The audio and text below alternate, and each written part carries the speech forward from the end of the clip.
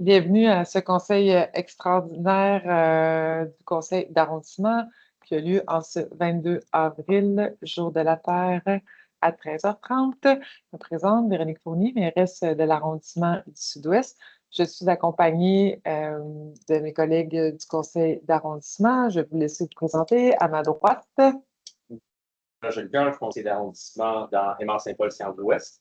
Émilie Tanguay, conseillère de ville dans Saint-Paul-et-Mort, c'est Henri-Ouest.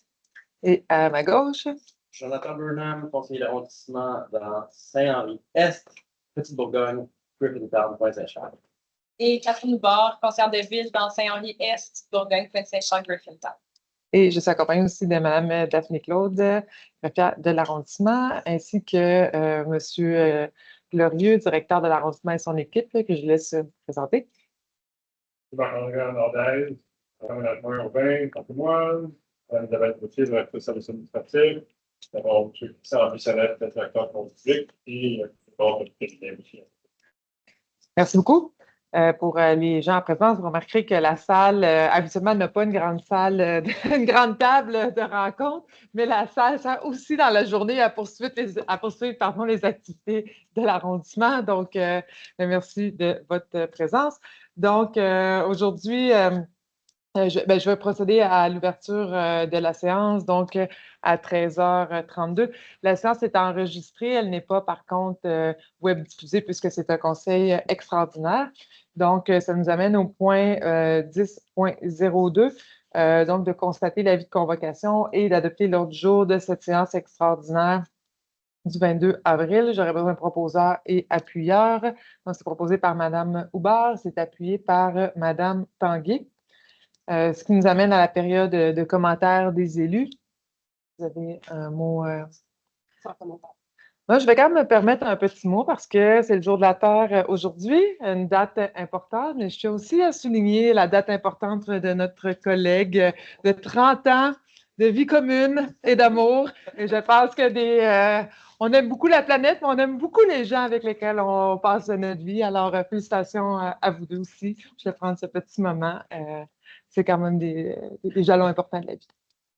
Donc, qui nous amène en 10.04 à la période de questions et commentaires du public. Donc, nous avons reçu 3 questions par Internet. Donc, la première étant de Mme Amandine Perrin. Je vais inviter Mme Claude à nous lire la question, puis nous y répondrons. Donc, Amandine Perrin. J'aimerais savoir pourquoi le parc Curé-Albert-Arnold n'a toujours pas de balançoire mi-avril. Nous sommes un des seuls arrondissements de la ville à ne pas avoir de balançoire en hiver. De plus, ce parc est extrêmement sale, toujours rempli de jouets cassés et de déchets. Je souhaite aussi parler des structures de jeux dangereuses et qui ne semblent pas adaptées aux enfants selon l'âge. La structure pour les plus petits est vraiment haute et sans sécurité autour, donc chute vraiment facile. Merci, Mme Perrin, de votre question. Qu'il y a plusieurs sous-questions à travers. Donc, pour les balançoires, elles sont en cours d'installation dans nos différents parcs. Là, elles vont commencer en début de semaine prochaine. Grosso modo, là, on parle de 4 à 6 jours, donc une semaine là, pour que les balançoires soient installés. Effectivement, il y a d'autres parcs, d'autres arrondissements aussi qui ont des balançoires tout l'hiver. Donc, on pourra aussi, là, pour sa part des élus, s'informer de la pratique en arrondissement. Mais ce qui est de cette année, ce sera dans les jours qui viennent là, que les balançoires vont être utilisables. Également, on est dans le cadre du ménage de printemps dans l'arrondissement, donc ça inclut à la fois rues et trottoirs, mais également les parcs. Donc, habituellement, c'est une période d'un mois, 4 semaines, là, grosso modo, de travail. Donc, là encore, c'est en cours. Donc, on peut penser, si tout se passe bien, que d'ici début mi-mai, qu'on ait complété le nettoyage du parc Le Curé à Nord. Et donc, là, on démarre le printemps, là, donc ces travaux-là, que ce soit dans ce parc-ci ou dans les autres arrondissements, qui sont en voie d'être complétés. Merci de votre question. Donc, ça nous amène à notre seconde question de Mme Agathe Mélenchon. Donc, Agathe Mélenchon, y a-t-il des terrains qui sont en phytoremédiation en ce moment dans le Sud-Ouest? Si oui, lesquels? Quels sont vos prochains terrains qui seront ciblés? Lesquels ont été décontaminés par phytoremédiation dans le passé? Question quand même assez technique sur les stratégies de décontamination. J'inviterais peut-être nos services au public à compléter l'information sur nos stratégies de décontamination. Merci beaucoup pour la question. En fait, c'est certain que nous, dans ces étapes de décontamination-là des terrains, on est guidé par le service de l'environnement. Donc, vraiment, l'expertise de ces équipes-là nous amène à appliquer des méthodologies pour procéder à la décontamination et être conforme, évidemment, aux normes provinciales.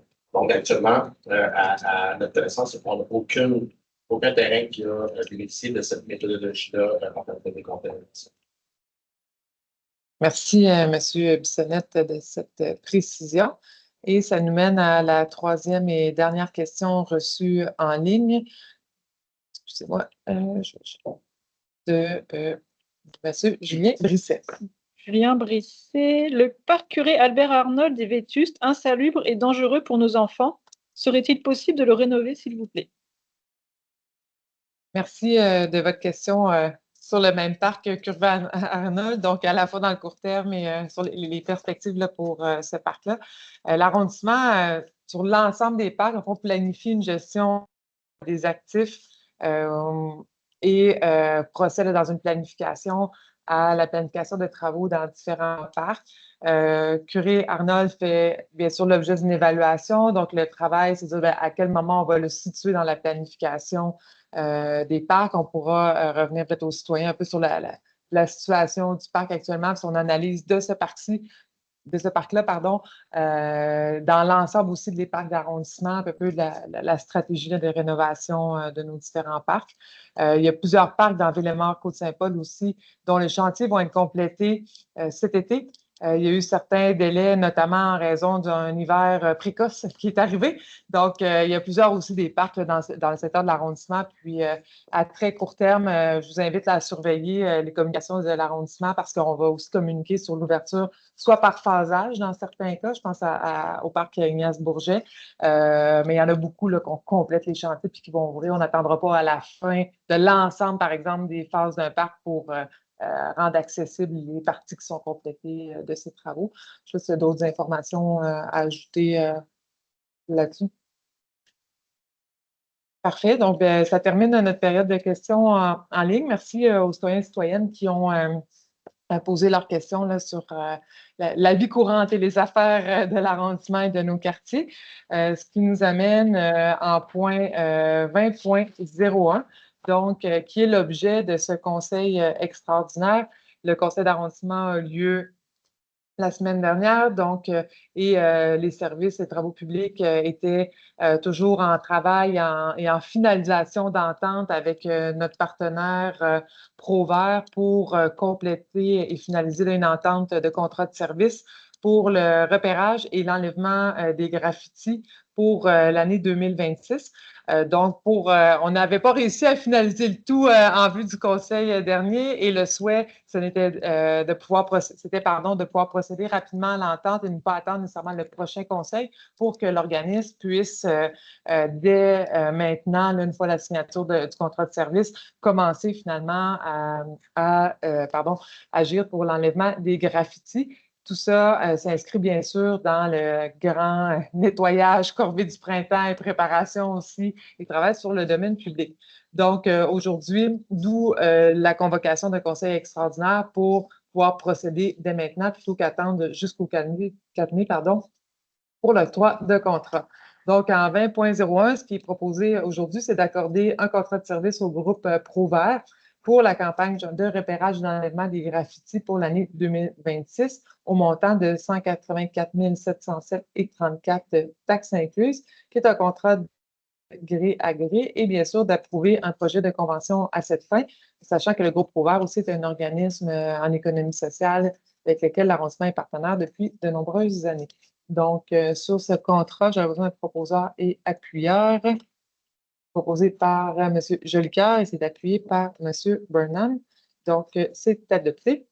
Ce qui nous amène en point 70.01, période de questions et d'informations réservée aux conseillers. Donc, ça terminerait notre séance de conseil extraordinaire. Merci beaucoup tout le monde. Bonne journée.